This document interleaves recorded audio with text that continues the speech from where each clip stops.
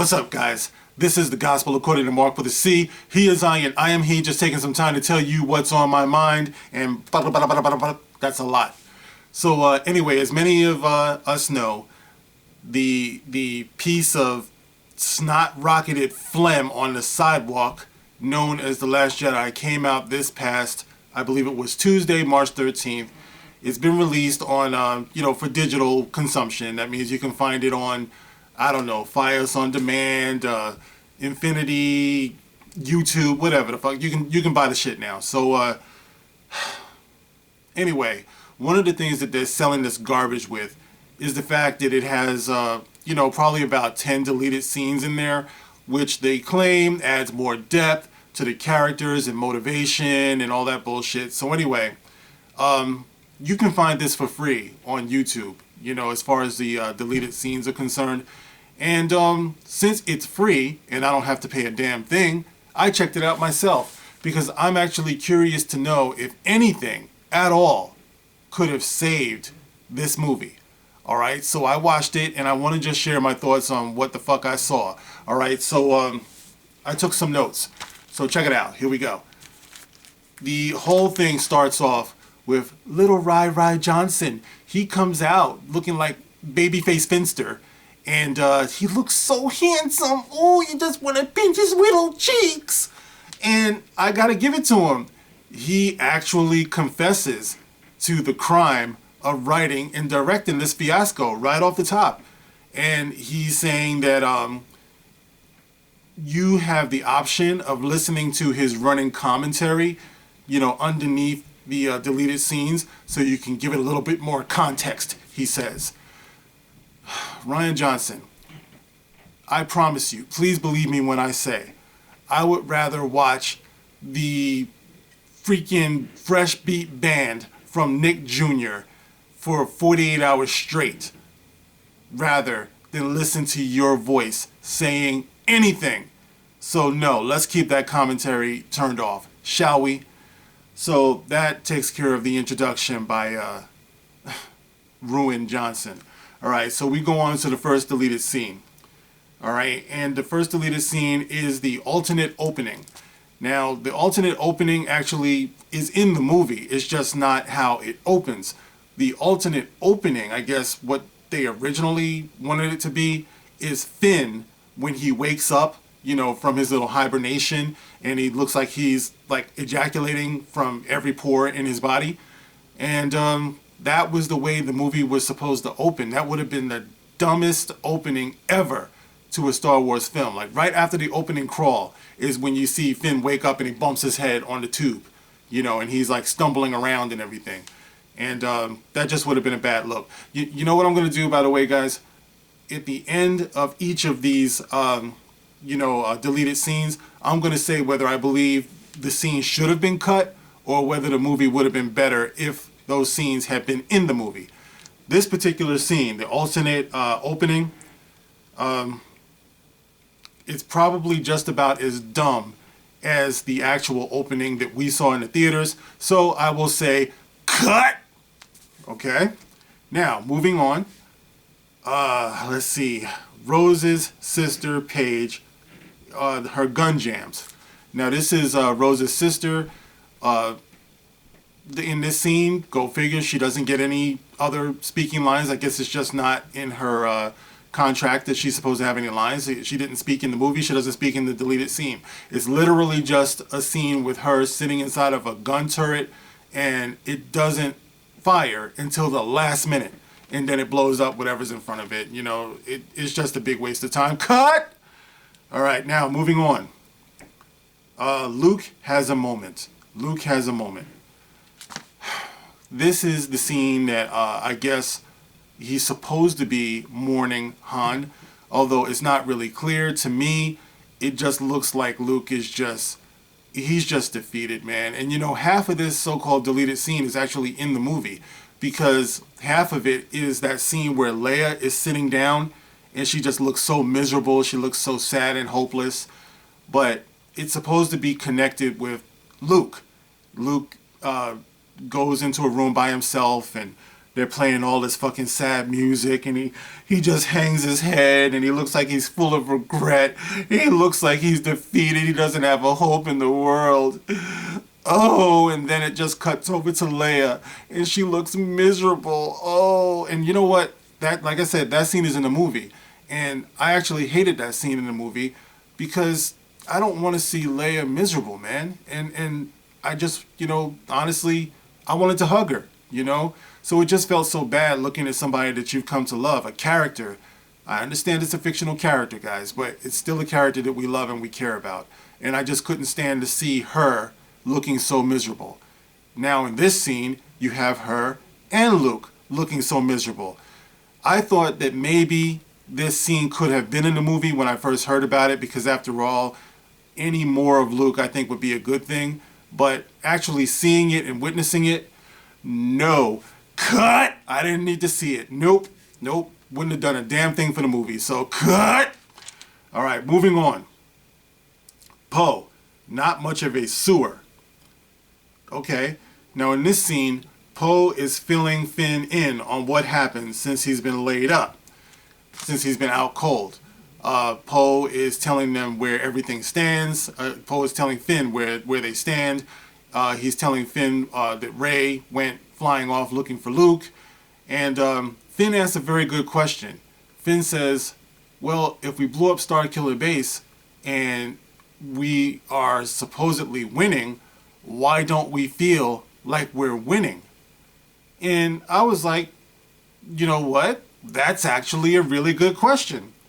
Why doesn't it feel like we're winning? And actually another way of putting that question is, why doesn't this movie feel like Star Wars? Cut! There's no need to have that scene in the movie. It means fucking nothing. So once again, you can cut that scene. All right, what do we have next? We have, it's kind of weird that you recorded that.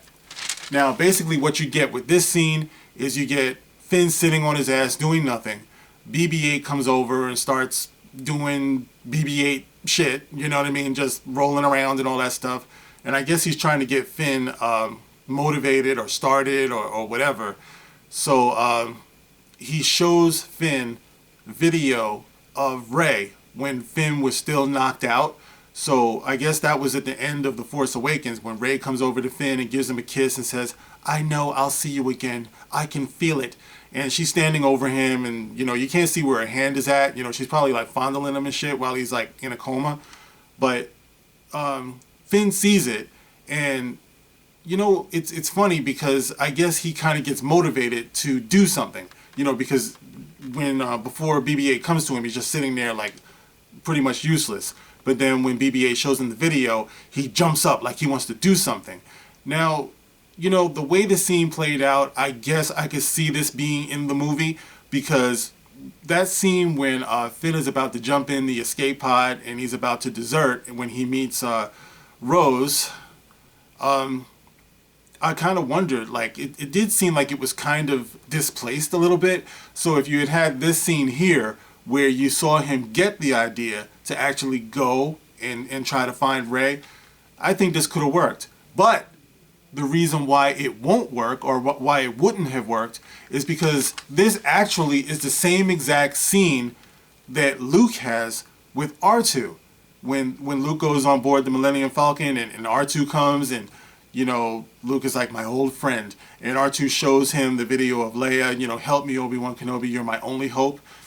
It's almost the same thing. But the ironic thing about it, and this is how I know that Rian Johnson knows that he's full of shit. The ironic thing about it is that the situation or the scene with Finn, with BB-8, when BB-8 shows him Rey, Finn gets motivated to help his friend. And he gets up and he runs. When R2 shows Luke the video of Leia from so long ago, his sister, who he loves, who he has like triple the history that Finn has with Rey, Luke does nothing. So on the one hand, you have Finn who's reminded of his friend and he decides he wants to take action. On the other hand, you have Luke who's reminded of his sister and still doesn't want to do shit.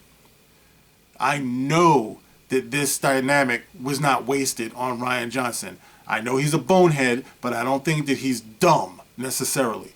So he must have known that both of these scenes couldn't work in the same movie. So the one with Finn had to get cut. And I agree with that. Go figure. All right, what do we have next? We have the caretaker sizes up Rey. This is the caretaker, on the island there. One of the nun-looking mole people. She's basically looking at Rey and she's not impressed. And I'm not impressed either. You know what I mean? So whatever the fuck, man. The scene gets cut. All right, moving on. The caretaker village sequence. Luke tells a bold-faced lie to Rey and says that the caretaker's village is under attack, but she shouldn't do anything about it because a Jedi should not act unless he brings balance to the situation, or he can bring balance to the situation. I have a philosophical problem with that because, okay, a Jedi doesn't act unless he can bring balance, but what if the balance has already been fucked up because the bad guys are whooping ass? Shouldn't the Jedi do something? Now, the only reason why Rey wants to do something at this point is because Luke actually lied to her and said that the village was under attack when it wasn't. I have no idea why Luke would have lied to her. So on top of being a coward, a recluse, just the irresponsible, non-Jedi, cranky old man, he's also a liar. So he tells an unnecessary lie. Rey goes running down to see if she can save the day, and it turns out that Chewbacca, R2-D2, all the caretaker people are just freaking it on the dance floor and shit, just eating, drinking, getting towed down, just having a party. So Rey comes running in, with her lightsaber that she hasn't been trained to use, and she realizes that they're having a party, and Luke lied to her. So she just takes her lightsaber and pretty much just uses it as a party ornament, and she spins it around. Everybody starts partying again. She goes to Luke and tells him, Luke, you're full of shit. I believed in you and you're a fraud. Basically, that's what she says to him. And Luke kind of cops to the fact that he punked her. He's like, I just thought that, I didn't know you were going to go running down there. So she says something like, this shit is not funny, man. We got people dying across the galaxy and you're fucking joking with me, So she goes walking off, she pretty much flips him off, goes walking off, and Luke is standing there looking stupid, like he didn't know that the situation was so dire. I mean, he really is playing this character like he's certifiably insane. This is not Luke Skywalker. This is Jake. This is definitely Jake. This couldn't be the Luke that we all know. All right, so going on.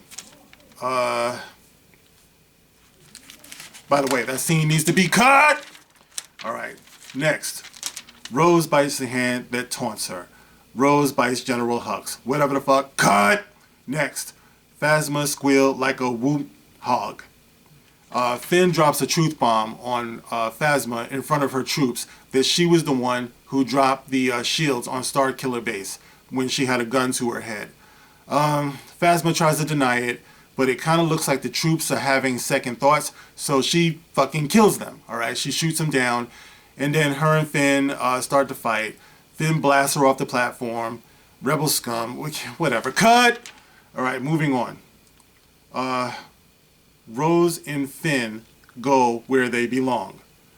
I find the title of this particular deleted scene misleading because if Rose and Finn had gone where they belong, they would have gone straight to hell. Cut! All right, moving on. Rey and Chewie in the Falcon. This is the final deleted scene. It's Rey and Chewie flying around in the Millennium Falcon. Once they get down to the salt planet. What is it called again? Crate or something shit? I don't know. So anyway, they're flying down and they see that there's a battle going on outside the front of the rebel base. And Rey says, okay, we'll go around back. So rather than help, they just go around the back. And that's pretty much that scene.